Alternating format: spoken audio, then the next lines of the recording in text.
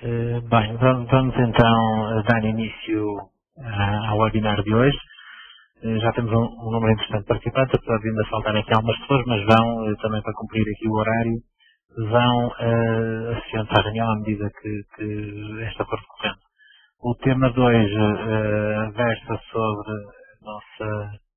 é um tema que nos é caro, portanto, também à volta da matéria das competências, e sobre estratégias para feedback e desenvolvimento de competências. A ProUniCenter, enfim, para quem ainda não nos conhece, é uma marca do Grupo Advanced Station. O Grupo Advanced Station está no mercado da formação particular já há vários anos, há cerca de 20, e tem nos últimos anos diversificado por outras áreas de negócio, enfim, áreas de franchising, lojas editoras online, e também aqui neste caso, no caso da ProUniCenter, uma marca de consultoria de recursos humanos. Portanto, é através da ProUniCenter que desenvolvemos os processos ou de formação, através da nossa empresa de GERT, ou de consultoria. A ProUniCenter foi montada e estruturada da forma que enfim, conhecemos desde 2009 e representa uma das formas de estruturação foi a aquisição de representações de empresas globais. Neste caso o grupo já tinha a representação da Linguafone para toda a área do inglês, adicionou a representação da ANDC para a área das competências e do Brooks Group para a área das equipas comerciais. A ADC é um player global e de referência em metodologias para a gestão de competências e, na realidade, tem das maiores empresas globais no seu portfólio de clientes e com alguns desses projetos a ProUniCenter também em Portugal já foi chamada a intervir. Do ponto de vista das competências, portanto, vamos dar aqui início. Eu vou procurar fazer um enquadramento que basicamente vai cobrir metade da apresentação, mas o enquadramento sobre a temática das competências pode ser, enfim, mais básico para uns, menos básico para outros, mas que sustenta tudo aquilo que é a nossa abordagem. Portanto, o que são competências e uma definição possível é qualquer combinação de capacidades, conhecimentos, atitudes ou motivação subjacente aplicada de um modo que possa garantir um desempenho eficiente ou superior no trabalho. Essas competências devem ser determinadas por via da análise funcional, as competências necessárias ao desempenho de determinada função, e devem distinguir entre o desempenho eficaz e ineficaz dessa função. Podem, obviamente, relacionar-se com um conjunto de outros atributos, como capacidades, conhecimento, atitudes, etc. São, para nós e também para toda a metodologia que sustenta esta abordagem, definidas em termos comportamentais. Elas são definidas em termos comportamentais, para depois serem observadas, registadas, avaliadas, classificadas e avaliadas, sempre em termos comportamentais. E isto em termos comportamentais leva-nos à definição também de comportamento. Portanto, o que é o comportamento ou um comportamento? É o que o indivíduo diz ou faz, ou aquilo que não faz ou não diz, quando algo se espera dele. E daí temos este gráfico que também já é conhecido, de nós conseguirmos visualizar o comportamento e não conseguimos visualizar tão bem emoções, atitudes, crenças, experiências, capacidades, a não ser em determinado tipo de situações às quais podemos também sujeitar os avaliados.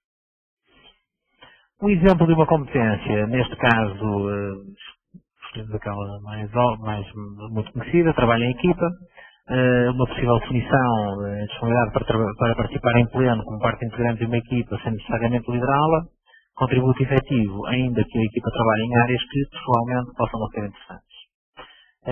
E, portanto, esta é a base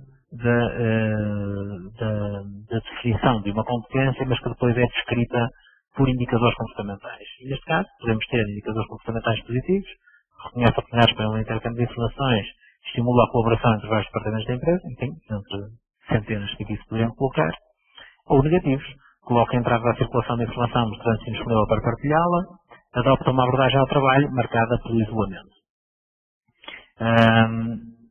através dos indicadores positivos ou negativos, é que toda a metodologia de Assessment ou Development Center, é onde toda a metodologia de Assessment ou Development Center assenta. Portanto, é através da identificação destes comportamentos, que já estão previamente mapeados em contexto de cada exercício que está desenhado, que os avaliadores vão, depois de observar, classificar e avaliá-los. Portanto, a gestão por competências também aqui para a ProUnicenter. Objetivos para a implementação do modelo de gestão de competências. Claramente, a objetividade na gestão das pessoas e a mensurabilidade dos resultados dos profissionais. Quando nós, ao não avançarmos para a avaliação e o desenvolvimento da parte das competências não técnicas, porque é disso também estamos a falar, tanto das soft skills, estamos obviamente a deixar incompleta a apreciação que se pode fazer do valor profissional de alguém e do seu valor para o desempenho de determinada função. Portanto, um modelo de gestão de competência é um modelo de gestão que alavanca o desenvolvimento da organização através do enfoque específico e à medida dos colaboradores. E este modelo deve sempre associar as tais competências técnicas de mais fácil observação, de mais fácil medição, de mais fácil, digamos assim, até portanto, avaliação, uma avaliação muito mais objetiva, e das competências de base comportamental. Aqui podíamos dividir entre as hard skills e as soft skills. O que permite a introdução de um modelo de gestão de competências? Vai permitir e alavancar a melhoria de todos os processos, provavelmente alguns já estarão em curso, mas vai permitir a introdução de vários processos de gestão estratégica de recursos humanos. Então, e aqui devemos sempre parar e refletir onde é que nós passamos da intenção para a realidade no que diz respeito ao capital humano estar no centro das organizações e ao desenvolvimento do capital humano estar no centro do desenvolvimento do negócio. E aqui entra a introdução também de um modelo de gestão de competências para tornar mais eficiente esta relação que vos falei. Portanto, estes processos, esta introdução, os processos podem ser gestão de carreiras, sejam sessões,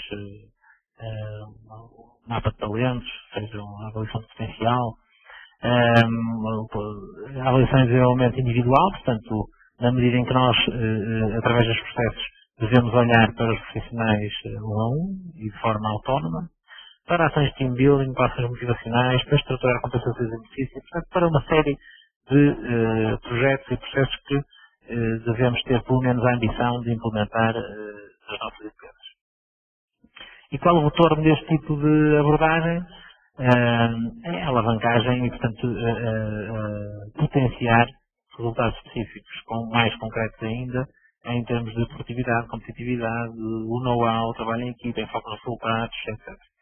Nós basicamente vamos estar a gerir os profissionais em função das competências solicitadas para determinada função. E as competências solicitadas para determinada função são as competências solicitadas pelos objetivos, pelas tarefas que devem levar ao cumprimento dos objetivos dessa função. E aí entronca o nosso processo de gestão por competências e como nós fazemos, enfim, a base para até ao desenvolvimento concretamente das competências, do tema 2, e portanto o nosso processo, vamos falar sobre isto agora, do levantamento funcional, da definição das competências, da criação de diretório de competências, alinhadas com a missão e visão, do desenho funcional, a avaliação das competências profissionais, a introdução e a elaboração dos planos de ação, tudo com o objetivo de desenvolver as competências sempre na ótica e no âmbito dos objetivos maiores da organização, designadamente dos objetivos do negócio. Portanto, agora, enfim, vamos passar aqui estas fases 1, 2, 3, 4, 5. Estava a esquecer de colocar esta coisinha para orientar melhor a apresentação. E portanto vamos aqui ver a primeira fase, a fase da função. E a fase da função, uma função X, vai ter de uma forma muito simples determinado tipo de objetivos e determinado tipo de tarefas com as quais se procurarão, se estiverem bem definidas também, atingir os objetivos da função. Qualquer função é criada com determinado tipo de objetivo numa organização. Portanto, a primeira coisa que nós devemos observar neste tipo de análise é que tipo de indicadores comportamentais, naquele contexto empresarial, naquela cultura empresarial, naquela função, devem servir para descrever melhor e para poder completar, digamos assim, aquele tipo de tarefas. Portanto, se as tarefas são do foro organizativo, ou uma determinada tipo de tarefa do foro organizativo com determinado tipo de características, ela há de ser descrita por indicadores comportamentais que, a serem cumpridos, levará ao sucesso do cumprimento dessas tarefas e, por inerência, levará também ao sucesso do cumprimento dos objetivos. E, portanto, a primeira coisa que fazemos é uma lista alargada, envolvendo todas as funções, mas aqui estamos a falar de uma, de indicadores comportamentais possíveis que descrevam o cumprimento das tarefas naquela função. E após ter esta lista de indicadores comportamentais, podemos também agrupar e dizemos comportamentos numa lista de competências, que ainda não será final, porque aqui podemos estar a falar de 20, 30, de 15, daquelas que forem, de grupos até de competências um pouco mais específicas, até algumas transversais, outras mais específicas, mas que nós, através de todo o conjunto de indicadores comportamentais, resolvemos agrupar. E, portanto, isto não será mais do que um mapa de base para a fase que vem seguinte. A fase que vem seguinte tem a ver também com a empresa, e, portanto, imaginemos um cenário concreto, 15 funções distintas numa empresa, nós vamos ter, portanto, 15 funções, função X1, função X2 até a função X15, portanto, temos aqui as 15, temos a lista de indicadores comportamentais para as 15 funções, imaginemos cerca de 400, e vamos ter, imaginemos também, 50 competências definidas, aqui competências entre aspas, porque muitas delas serão, digamos assim, quase atitudes que depois têm de ser incluídas na descrição de uma competência. E, portanto, este é o modelo de base antes de definirmos a função que temos para o levantamento daquilo que são os comportamentos e as competências que vão ser importantes para o desempenho desta função. Portanto, nestas fases é efetuado o levantamento funcional e a definição de competências organizacionais que devem ser trabalhadas e hierarquizadas de acordo com a visão, missão e cultura empresarial, como vamos ver de seguida. Portanto, pegamos nas tais 50 competências, mas entre aspas definidas, e vamos filtrá-las através daquilo que são os grandes objetivos da empresa, através da visão, da missão e da cultura da empresa. Vamos procurar criar um diretório com um cluster de competências, com a organização de competências daquela empresa, que irá a ser bem realizado este trabalho, irá ser o reflexo de como concretizar e de como a empresa quer que os seus colaboradores concretizem determinados tipos de objetivos. E, portanto, estas competências e os comportamentos associados vão ser, digamos assim, o core do diretório de competências. Isto leva a que vai haver competências, imaginemos aqui de 50, nós podemos passar para um diretório de 15, ou de 20, mas todas as competências que aqui estão devem ser aproveitadas de alguma forma, como aqui se refere em baixo. O diretor de competências da organização deverá aproveitar todas as competências consideradas não críticas, portanto as que caíram aqui basicamente, foram escolhidas na filtragem, através da inclusão de indicadores comportamentais específicos no descritivo de outras competências. Como é que isto é feito? Por exemplo, enfim, este exemplo vale o que vale, não é? Entrega os relatórios de atividade até ao dia 20 do mês de fevereiro, dia 7 de cada mês, mesmo em situações de stress. Ora, temos aqui uma competência que pode ser considerada crítica, pode ter sido considerada crítica, por estar presente em várias funções, enfim, por determinado tipo de critérios que são definidos aqui nesta altura, na altura do filtro, mas que vai englobar outra que se calhar não foi considerada crítica, digamos assim, no top 15 ou no top 20, e que são uma competência secundária que a empresa até decide não avaliar do ponto de vista isolado, mas integrar os descritivos de alguns comportamentos no descritivo de comportamentos de outras competências. E para isso, aqui nós conseguimos verificar que a competência até pode ser planeamento da organização, mas que através de um descritivo comportamental mais específico conseguimos também avaliar características da competência e gestão de stress. Na parte de desenho da função, nós temos então o diretório de competências da organização, e portanto que seguiu aquela lógica toda anterior que viram, e vamos obviamente alimentar a função com as principais competências, estamos a falar aqui de 6, 8, 10, 12, enfim, não mais do que isto, com as principais competências, e nem todas soft, portanto, nós vamos ser obrigados a ser discricionários no que diz respeito a competências soft, na medida em que devemos ser conservadores nas competências a avaliar, por via também da dificuldade que é desenvolver um grande número de competências. Portanto, ao incluirmos as competências críticas para a função, vamos depois poder avaliar essas e desenvolver aquelas que estão com determinado tipo de gap, mas devemos-nos cingir, digamos assim, às competências principais e não entupir uma função com 20 ou com 15 ou com o número de competências que forem, estando lá as secundárias em pé de igualdade com as principais.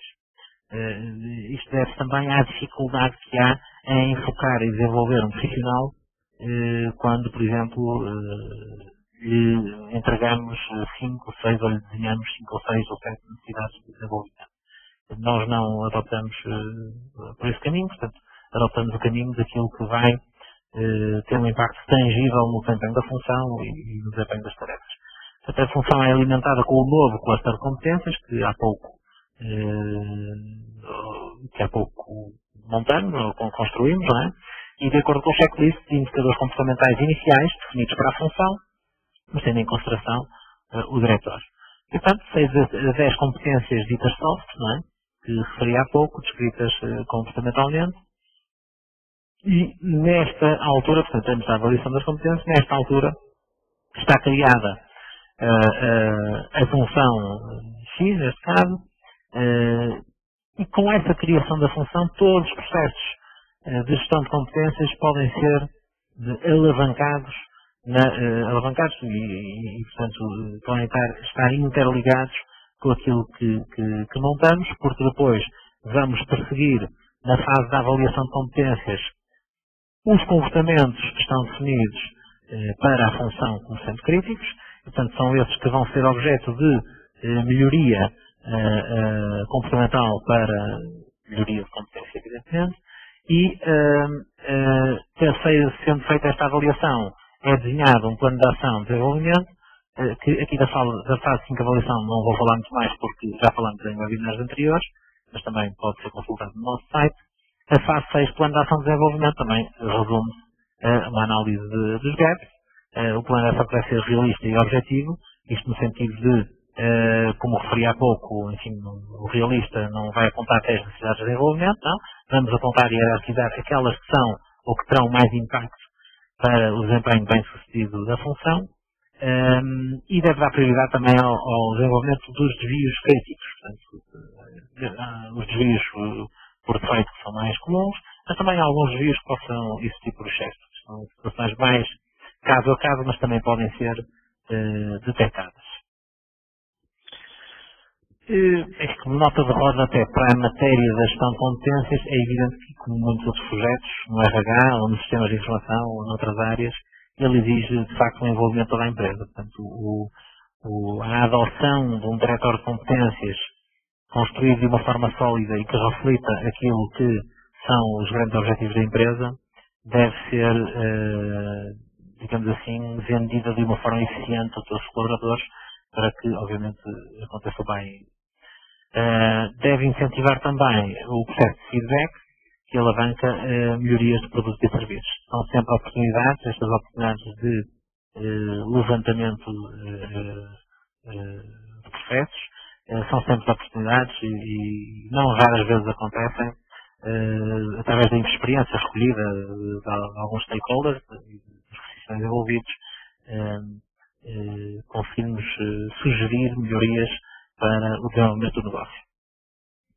Portanto, vamos em si, afinal se calhar era mais 2/3, 1/3 da apresentação, vamos em si à matéria em causa, que são os processos de desenvolvimento. E, portanto, como é que nós, na ProUni Center, encaramos, depois de feito todo este trabalho de base, não é? Depois de identificados os gaps através do plano de ação que decorre da avaliação de competências, ou que decorreu da avaliação de competências, como é que nós vamos desenvolver, ou como é que nos propomos desenvolver as competências identificadas como estando com necessidade de desenvolvimento. Portanto, implementamos, depende da situação, processos de feedback 360, Podemos implementar também processos de Development Center e também formação, enfim, mais formal na área das soft skills. Todos estes processos incluem e devem valorizar a palavra que é chave, no fundo, em matéria de desenvolvimento. Ou seja, a questão do autoconhecimento, que é feedback, obviamente, a questão do autoconhecimento do avaliado e do profissional em causa é crítica para, por um lado, a noção e, por outro lado, o desenvolvimento concreto. Portanto, uma pessoa só tendo o autoconhecimento da necessidade da melhoria e também assumindo essa necessidade de melhoria, é que vai lutar por ela. Ora, isso consegue-se em grande medida no processo de feedback. Portanto, os processos de feedback são uma ferramenta absolutamente poderosa para atingir esses objetivos. Há diversos momentos onde podemos e devemos transmitir feedback e, portanto, que não se resumem àqueles que referi há pouco, portanto, depois de um centro de avaliação, depois de um centro de desenvolvimento, depois de um teste psicométrico, após o preenchimento do impresso de candidatura, na avaliação de desempenho, na prescrição de um projeto. Portanto, no limite, em todos os momentos, são momentos para transmitir feedback. Mas é óbvio que há momentos mais estruturados e que já têm como objetivo final a questão do desenvolvimento das competências, ou que têm praticamente esse como objetivo único, e que são momentos críticos para a transmissão de feedback. E o feedback de uma avaliação de competência é um momento importante para autoconhecimento avaliado, como referi, para a credibilização de todo o processo de avaliação. É sensacional sentir como as pessoas, perante alguém que pode ser estranho ou não, mas alguém que vai acabar por saber tanto mais delas por causa do processo específico ao qual estiveram sujeitas, e alguém que dá uma opinião, que dá um feedback factualizado um feedback sustentado em factos, assim, portanto, um feedback que decorre de uma avaliação objetiva que foi feita e factual, vai credibilizar o processo de avaliação. A definição, por acordo, mas assenta em critérios muito objetivos das áreas cuja avaliação de desempenho demonstrar como mais necessitadas de desenvolvimento, e desenhar um plano de compromisso de desenvolvimento. Isto também já conhecem, as janelas do ARI, e basicamente aquilo que nós pretendemos neste processo, e que é isso que se pretende nestes processos, é, numa primeira fase, obviamente que os processos de desenvolvimento de competências trabalham sobre a questão do ângulo morto, certo? São as coisas que eu não saberei sobre mim próprio, ou coisas que eu saberei sobre mim próprio num fase posterior, mas para a qual nós nos devemos transportar, mas também aqui sobre o desconhecido. Portanto, estes processos permitem sujeitar as pessoas a determinado tipo de cenários, àqueles que são necessários para a função, que podem trabalhar esta questão do desconhecido e trazê-la para outros quadrantes. A eficiência do feedback. O feedback é muito eficiente quando introduz exemplos específicos de comportamento, e por isso é que os processos são considerados bastante eficientes. Quando se centra em comportamentos passíveis de serem alterados, lá está, esta questão que falei anteriormente, e que se deve também à objetividade daquilo que efetivamente é prioritário desenvolver. Quando é descritivo e não avaliativo, por isso é que há pouco eu corrigi a palavra opinião, que nem sequer devia ter dito. Quando apresenta um duplo sentido, quando é equilibrado, quando é direto e claro, quando é estruturado e quando inclui opções para o desenvolvimento. Portanto, este é o core da descrição da eficácia do feedback. E, obviamente, já me estava a esquecer também desta, quando há uma preocupação de gerar acordo e não apenas passar uma visão, daí a questão do duplo sentido também, e não apenas passar uma visão de terceiros sobre o avaliado. Portanto, a preocupação de gerar acordo é fundamental para conseguirmos ganhar o buy-in que referi há pouco. Soluções concretas para o desenvolvimento de competências identificadas. Como já referi, o processo de feedback 360 para através de feedback avaliar e desenvolver.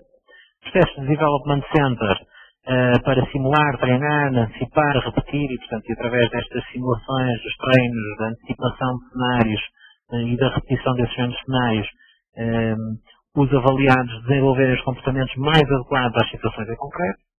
E processos mais formais, formação soft skills, mais conceptuais, mais orientadores, mais demonstradores dos demonstrativos dos princípios basilares, que vão permitir também aos formandos, digamos assim, adquirir também uma plataforma base para o seu desenvolvimento. Portanto, adquirirem a percepção das questões mais teóricas sobre as quais se devem dedicar para desenvolver determinado tipo de competência. Mais uma vez, como crítica destes processos, como referi há pouco, é a questão de feedback e, portanto, a questão de feedback vai servir para, depois de desenvolver e medir, darmos o feedback corrigido. E é neste binómio que o processo se centra. Portanto, toda a parte de desenvolvimento nunca fará sentido sem um processo de feedback e um processo de feedback eficiente. Este processo de feedback vai, obviamente, tornar, também conhecem com certeza este diagrama, tornar a competência, que as competências mais conscientes, no sentido de capacitarmos ainda melhor as pessoas e o seu desenvolvimento, no sentido de um desempenho mais eficiente das suas funções. Pronto, hoje foi esta a nossa apresentação. Eu estou disponível para as vossas questões. Quero agradecer também a paciência com que me ouviram e até uma próxima oportunidade.